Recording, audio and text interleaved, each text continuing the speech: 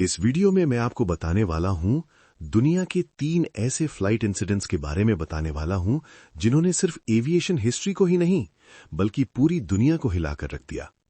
और इन तीनों में से पहला इंसिडेंट दुनिया का शायद सबसे मिस्टीरियस फ्लाइट डिसअपीयरेंस साल 2003 में अफ्रीका में हुआ था। इमेजिन करो, एक बोइंग 727 प्लेन जो महीनों से एयरपोर्ट पर खड़ा था अचानक बिना परमिशन के उड़ जाता है और फिर हमेशा के लिए गायब हो जाता है। ये घटना हुई थी 25 मई 2003 एंगोला के क्वाट्रो डी फेब्रुअरी एयरपोर्ट पर। यह बोइंग 727 असल में एक अमेरिकन ओन्ड एयरक्राफ्ट था, लेकिन एयरपोर्ट फीस और मेंटेनेंस चार्जेस ना भरने की वजह से यह काफी समय से वहीं खड़ा हुआ था।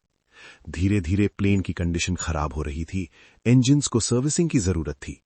उस शाम सनसेट से थोड़ी देर पहले 2 लोग प्लेन के अंदर गए, एक certified flight engineer Ben Charles Padilla और एक मैकेनिक जॉन मिकेल मुतांतु। लेकिन यहां सबसे शॉकिंग बात यह थी कि इन दोनों के पास बोइंग 727 उड़ाने का लाइसेंस ही नहीं था। उनका काम बस इतना था कि प्लेन के इंजन्स चेक करें और उन्हें स्टार्ट करके टेस्ट करें। लेकिन फिर कुछ ऐसा हुआ जिसकी किसी ने कल्पना भी नहीं की थी। एटीसी के लोग हैरान रह गए जब उन्होंने देखा कि महीनों से खड़ा हुआ वो प्लेन धीरे धीरे रनवे की तरफ टैक्सी करने लगा। प्लेन की लाइट्स बंद थीं, ट्रांसपॉन्डर बंद था, यानी रेडार को सिग्नल भेजने वाला सिस्टम भी ऑफ था। कंट्रोल टावर बार बार रेडियो पर कांटेक्ट करने की कोशिश करता रहा, लेकिन प्लेन से एक भी जवाब नहीं आया। कुछ ही देर बाद प्लेन ने रनवे से टेक ऑफ किया और अजीब तरीके से जिगजैग पैटर्न में उड़ते हुए अटलांटिक ओशन की तरफ निकल गया और फिर रेडार से हमेशा के लिए गायब हो गया।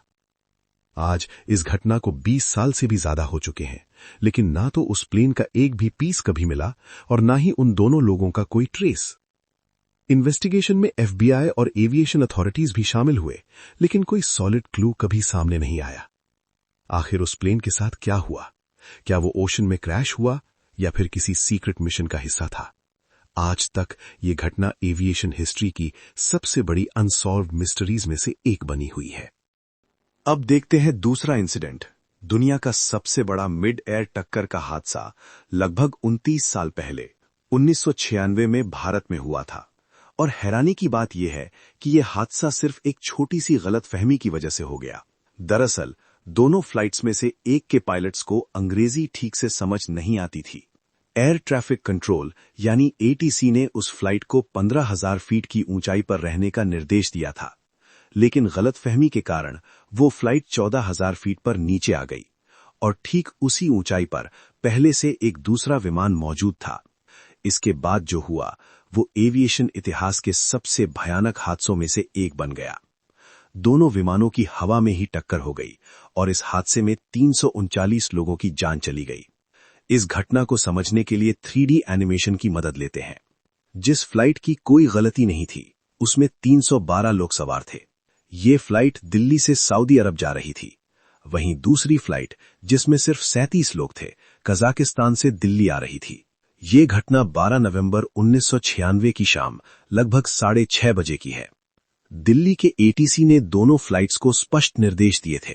सऊदी जाने वाली फ्लाइट को 14,000 फीट पर रहना था और कजाकिस्तान वाली फ्लाइट को 15,000 फीट पर। एविएशन के नियमों के अनुसार अगर एक ही एयरवे में 2 विमान आमने सामने आ रहे हों तो उनकी ऊंचाई में कम से कम 1,000 फीट का अंतर होना जरूरी होता है।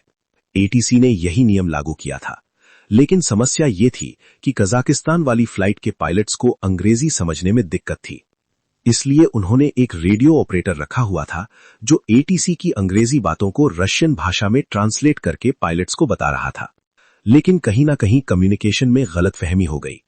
कजाकिस्तान वाली फ्लाइट के पायलट्स ने अपनी फ्लाइट को 15,000 फीट की जगह 14,000 फीट तक नीचे ले आए और उसी ऊंचाई पर सऊदी अरब जाने वाली फ्लाइट से उनकी टक्कर हो गई। टक्कर इतनी भयानक थी कि हवा में मौजूद 339 लोगों में से एक भी व्यक्ति नहीं बच पाया। ये हादसा आज भी एविएशन इतिहास के सबसे दर्दनाक और बड़ी मिड एयर टक्करों में से एक माना जाता है। अब बात करते हैं तीसरे फ्लाइट इंसिडेंट की। ये घटना साल 2009 की है, जब एयर फ्रांस फ्लाइट 447 ब्राजील के रियो डी जनेरो से फ्रांस के पेरिस जा रही थी। इस फ्लाइट में कुल 228 लोग सवार थे।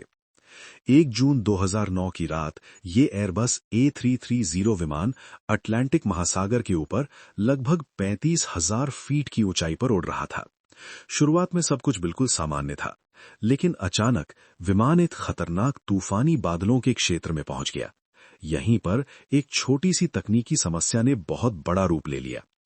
विमान के पिटो ट्यूब्स, जो स्पीड मापने के लिए इस्तेमाल होते हैं, बर्फ जमने की वजह से ब्लॉक हो गए। इसके कारण कॉकपिट में मौजूद कंप्यूटर सिस्टम को विमान की सही स्पीड की जानकारी मिलना बंद हो गई। सिस्टम ने ऑटो पायलट को बंद कर दिया और अब पूरा कंट्रोल पायलट्स के हाथ में था। लेकिन गलत स्पीड डेटा की वजह से पायलट्स को समझ नहीं आया कि विमान के साथ क्या हो रहा है। कुछ ही मिनटों में विमान एरोडायनामिक स्टॉल में चला गया, यानी विमान ने हवा में अपनी लिफ्ट खो दी। पायलट्स ने स्थिति संभालने की कोशिश की, लेकिन तब तक बहुत देर हो चुकी थी। करीब 4 मिनट तक विमान नीचे गिरता रहा और आखिरकार अटलांटिक महासागर में क्रैश हो गया। इस हादसे में मौजूद 228 लोगों में से कोई भी जीवित नहीं बच पाया। ये घटना आज भी आधुनिक एविएशन में मानव निर्णय और तकनीकी सिस्टम के बीच संतुलन की सबसे बड़ी सीख मानी जाती है।